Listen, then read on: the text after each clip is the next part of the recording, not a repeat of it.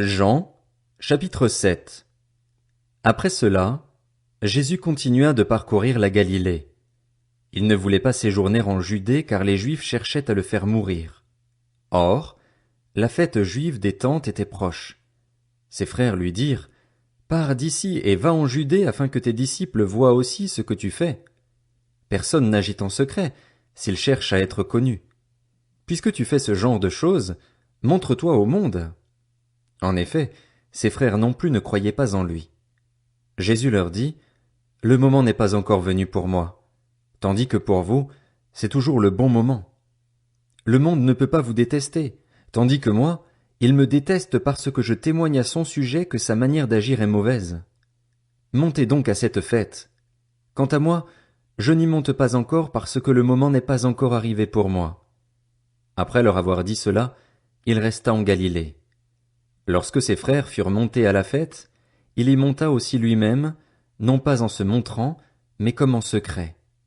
Les Juifs le cherchaient pendant la fête et disaient, « Où est-il » Dans la foule, on murmurait beaucoup à son sujet.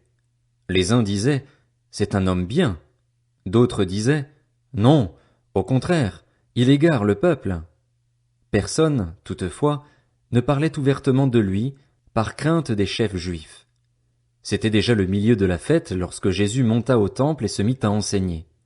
Les Juifs s'étonnaient et disaient, « Comment connaît-il les Écritures, lui qui n'a pas étudié ?» Jésus leur répondit, « Mon enseignement ne vient pas de moi, mais de celui qui m'a envoyé. Si quelqu'un veut faire la volonté de Dieu, il saura si mon enseignement vient de Dieu ou si je parle de ma propre initiative. Celui qui parle de sa propre initiative cherche sa propre gloire, mais si quelqu'un cherche la gloire de celui qui l'a envoyé, celui-là est vrai et il n'y a pas d'injustice en lui. Moïse ne vous a-t-il pas donné la loi? Or, aucun de vous ne la met en pratique. Pourquoi cherchez-vous à me faire mourir? » La foule répondit, « Tu as un démon. Qui cherche à te faire mourir? » Jésus leur répondit, « Pour une seule œuvre que j'ai faite, vous êtes tous étonnés. Moïse vous a donné la circoncision, qui ne vient du reste pas de lui, mais des patriarches, et vous circoncisez un homme le jour du sabbat. Si pour respecter la loi de Moïse un homme reçoit la circoncision le jour du sabbat, pourquoi vous irritez-vous contre moi parce que j'ai guéri un homme tout entier le jour du sabbat? Ne jugez pas d'après l'apparence, mais portez un jugement juste. » Quelques habitants de Jérusalem disaient, « N'est-ce pas celui qu'il cherche à faire mourir? Le voici qui parle librement et ils ne lui disent rien. Est-ce que les chefs auraient vraiment reconnu qu'il est le Messie? Cependant celui-ci, nous savons d'où il est, tandis que le Messie, quand il viendra, personne ne saura d'où il est. » Jésus enseignait dans le temple. Il s'écria alors, « Vous me connaissez et vous savez d'où je suis. Pourtant je ne suis pas venu de moi-même. Au contraire, celui qui m'a envoyé est vrai et vous ne le connaissez pas. Pour ma part, je le connais, car je viens d'auprès de lui et c'est lui qui m'a envoyé. » Il cherchait donc à l'arrêter, mais personne ne mit la main sur lui parce que son heure n'était pas encore venue. Beaucoup parmi la foule crurent en lui, et ils disaient, « Le Messie, quand il viendra, fera-t-il plus de signes miraculeux que n'en a fait celui-ci » Les pharisiens entendirent la foule murmurer ces propos à son sujet. Alors les chefs des prêtres et les pharisiens envoyèrent des gardes pour l'arrêter.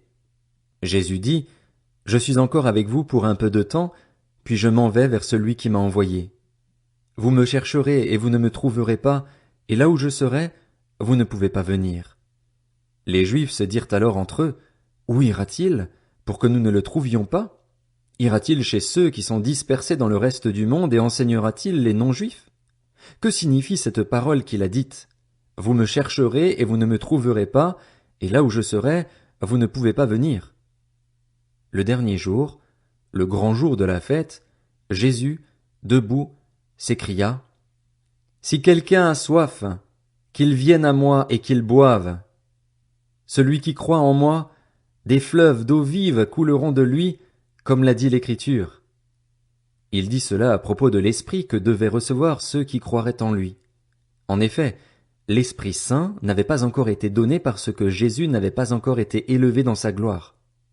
Après avoir entendu ces paroles, beaucoup dans la foule disaient, « Celui-ci est vraiment le prophète. » D'autres disaient, « C'est le Messie. » Mais d'autres disaient, « Est-ce bien de la Galilée que doit venir le Messie? l'Écriture ne dit-elle pas que c'est de la descendance de David et du village de Bethléem où était David que le Messie doit venir? Il y eut donc, à cause de lui, division parmi la foule. Quelques-uns d'entre eux voulaient l'arrêter, mais personne ne mit la main sur lui. Ainsi, les gardes retournèrent vers les chefs des prêtres et les pharisiens, qui leur dirent: « Pourquoi ne l'avez-vous pas amené ?» Les gardes répondirent: « Jamais personne n'a parlé comme cet homme. » Les pharisiens leur répliquèrent: « Est-ce que vous aussi, vous vous êtes laissé tromper? Y a-t-il quelqu'un parmi les chefs ou les pharisiens qui ait cru en lui? Mais cette foule qui ne connaît pas la loi, ce sont des maudits. » Nicodème, qui était venu de nuit vers Jésus et qui était l'un d'eux, leur dit: « Notre loi condamne-t-elle un homme avant qu'on l'entende et qu'on sache ce qu'il a fait? » Ils lui répondirent: « Es-tu, toi aussi, de la Galilée? Cherche bien et tu verras que de la Galilée il ne sort pas de prophète. » Puis chacun rentra chez soi.